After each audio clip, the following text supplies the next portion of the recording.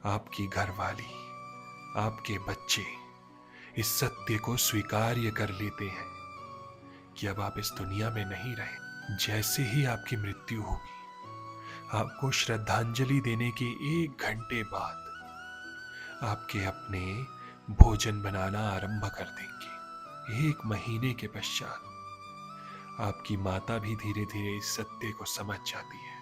अपनी जिंदगी को जीना प्रारंभ कीजिए, अपनों की जिंदगी को नहीं। और अगर आपकी जेब ये कहती है कि मैं ये कर सकता हूं, तो मेरी आप सभी से विनती है कि कीजिए।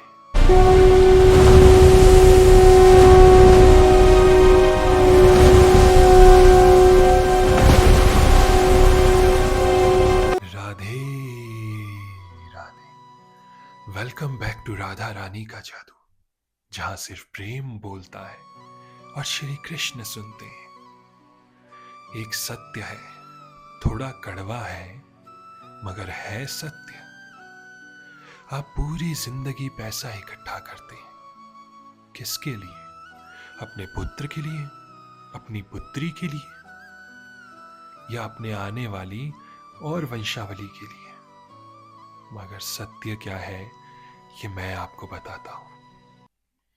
जैसे ही आपकी मृत्यु होगी, आपको श्रद्धांजलि देने के 1 घंटे बाद आपके अपने भोजन बनाना आरंभ कर देंगे। 3 घंटे बाद सभी भोजन करना प्रारंभ कर देंगे। आपका प्रिय मित्र, जिसके लिए आप ये सोचते थे कि ये तो मेरे दिल का टुकड़ा है, ये मेरे लिए कुछ भी करेगा, 1 दिन बाद वो भी आपके घर से चला जाता है।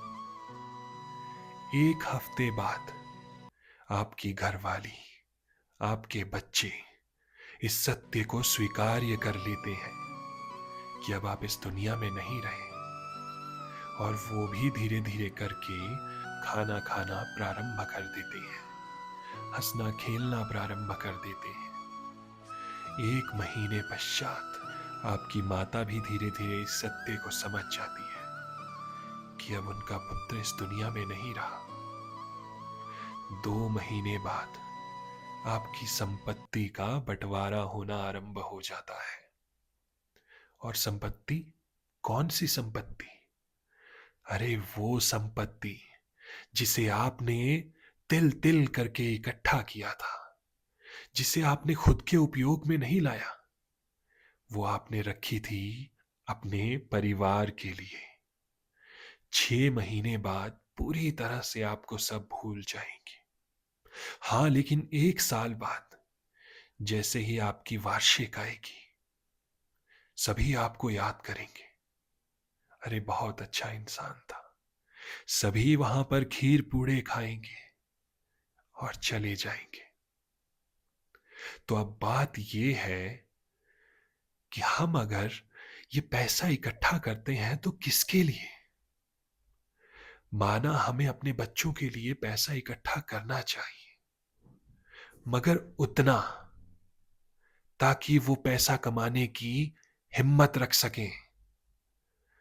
अगर आप उनके लिए इतना पैसा छोड़कर जाएंगे जिससे उन्हें पैसा कमाने की जरूरत पड़े, तो वो लोग जिंदगी में सफल होंगे।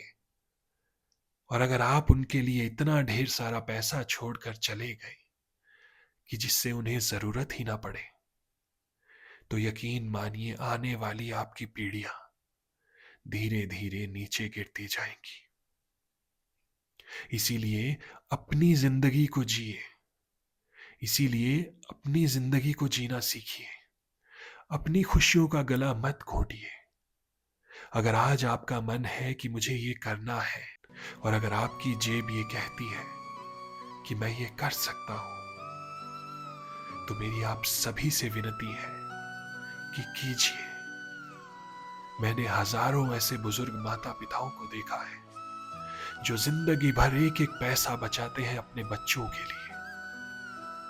और बच्चे इतने अच्छे हैं कि माता पिता से धीरे धीरे करके वो सारा पैसा निकाल लेते हैं। और अंत में उनसे पूछते हैं कि आपने मेरे लिए किया ही क्या है? अरे आपने मुझे पैदा किया था ना, तो आपका फर्ज बनता है मुझे जिंदगी में अच्छे मुकाम पर पहुंचाना, मेरा लालन पोषण करना। यह है इस कलयुग का सत्य। इसीलिए अपनी जिंदगी को जीना प्रारंभ कीजिए, अपनों की जिंदगी को नहीं।